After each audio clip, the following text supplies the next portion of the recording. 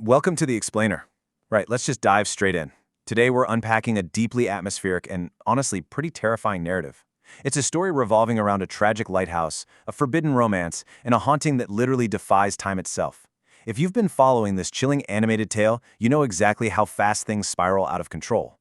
We're going to deconstruct the exact moments, the dialogue, and the brutal decisions that sealed these characters' fates.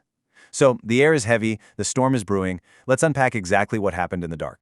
The creators chose to plunge us directly into an eerie, cyclical mystery with a seriously haunting cold open. We hear this song echoing through what's described as a golden bed. It goes, "Go bird, tell him not to forget me, stay happy, stay well." It's a lullaby, right? But it's just draped in heavy grief. This immediately tells us, the viewer, that we're dealing with memory, loss, and this desperate plea to be remembered. It essentially sets the stage for a massive tragedy before we even figure out who's actually suffering. And right on the heels of that melancholic song, complete chaos erupts.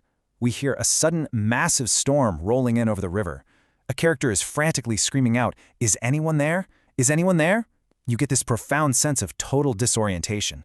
A traveler, caught in the middle of this tempest, spots what they think is a bird's nest across the river, which brings this sudden, desperate flash of hope. But the voice that greets them in the dark? It says, "It's me. Who is here? You've come." It is such a frantic, suspense-filled opening that drops us right into the climax of a decades-long wait. But to understand this storm, we kind of have to look back. Section 1. The Gathering Storm. We're going to reconstruct these fragmented events chronologically so we can see exactly what led to this terrifying night. Section 2. A Soldier's Forbidden Love. Because before the ghosts and the storms, there was a secret romantic history. Two people, totally bound by love, but separated by an incredibly rigid and dangerous social structure. The absolute crucial point here is the raw vulnerability of this reunion. The soldier has literally just returned from a brutal war. His lover expresses this profound relief, pointing out just how ruthless the Maharaja's war tactics are and how terrified she was for him. He reassures her, saying, it's not easy to defeat him and that he'd always return to her. There's this really tender moment where a special gift is presented, highlighting their deep affection. But hanging over this entire warm reunion is the undeniable looming shadow of the Maharaja.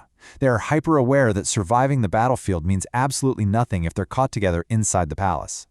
And I think this brilliantly illustrates the desperate reality they were living in. She asks him, "Will you marry me?" But in the exact same breath, she acknowledges the doom attached to that question, adding, "The Maharaja won't accept our relationship." I mean, they aren't naive. They know for a fact that this affection is basically a death sentence. The anxiety in this proposal is just palpable. It's a plea for a future they both know is statistically impossible under the current regime. Section 3. Duty over elopement. And this brings us to the central conflict of our explainer, the ideological clash that's ultimately going to doom the couple. On one side, you have this desperate desire for escape. She begs him, "Let's leave this war, this kingdom, everything, and run away." She sees the absolute truth here. The only way they survive is by abandoning the system entirely. But on the flip side, we see the soldier's tragic, unwavering loyalty. He replies, "A soldier's duty is to protect the king with his life." He is fundamentally institutionalized. His whole identity as a protector of the crown completely overrides his basic human instinct for survival and love. He chooses the very system that is about to destroy him.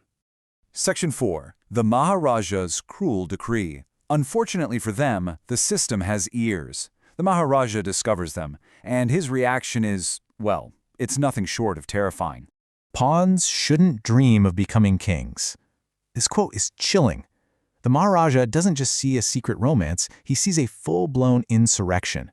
In his worldview, a soldier loving a royal isn't a matter of the heart, it's a direct threat to the extreme class hierarchy that keeps him in power. Now the princess desperately begs for her father's mercy, claiming it was all her fault and that the soldier dreamed no such dreams. But as we know, absolute power does not negotiate. Love in this kingdom is literal treason. To put this into perspective, the rapid descent from hope to absolute tragedy here is horrifying. We're talking a matter of hours. They go from a hopeful, albeit desperate marriage proposal to being discovered by the king in mere minutes. That spirals into a brutal imprisonment over the next few days, which then stretches out into decades of tragic death, supernatural aftermath, and endless waiting. The sheer swiftness of the Maharaja's justice leaves absolutely zero room for escape. Section 5. trapped in eternal waiting. The punishment he hands down defies logic in its cruelty. Let's look at the horrifying nature of this decree and its supernatural consequences.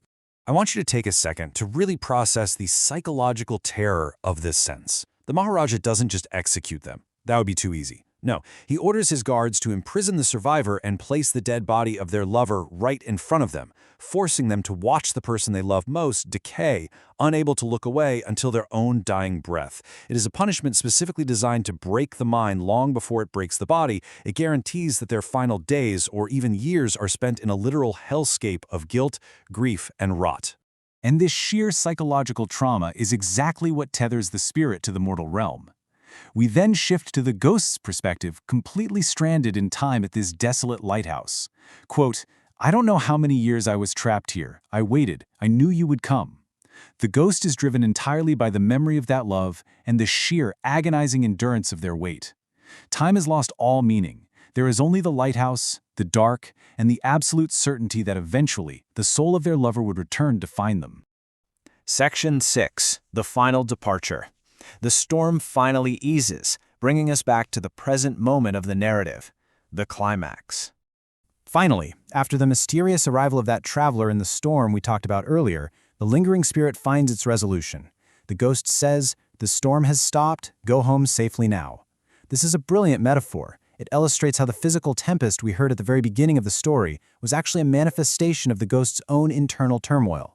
With the arrival of the traveler, who might be a reincarnation or honestly just a vessel for closure, the spiritual anguish is finally released. The physical storm literally eases up because the soul is finally allowed to let go.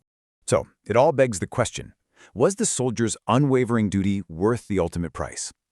As we wrap up this explainer, we really have to analyze the profound weight of this choice. The soldier chose duty. He chose the rules of a cruel Maharaja over the desperate plea of the woman he loved. And the reward for his unwavering institutional loyalty? The total destruction of both of their lives, ending in a punishment of unimaginable cruelty. It really challenges us to weigh these rigid concepts of loyalty and duty against the devastating, very human loss of life and love. And so, the story closes exactly as it began. Go bird, tell him not to forget me, stay happy, stay well, remember me. The physical cycle is closed, but the echoes remain, leaving us with one final, haunting question. When forced to choose between the structures that govern us and the people who actually love us, who does unwavering duty really serve in the end? Thank you for walking through this dark narrative with me. Until next time, stay curious and keep analyzing.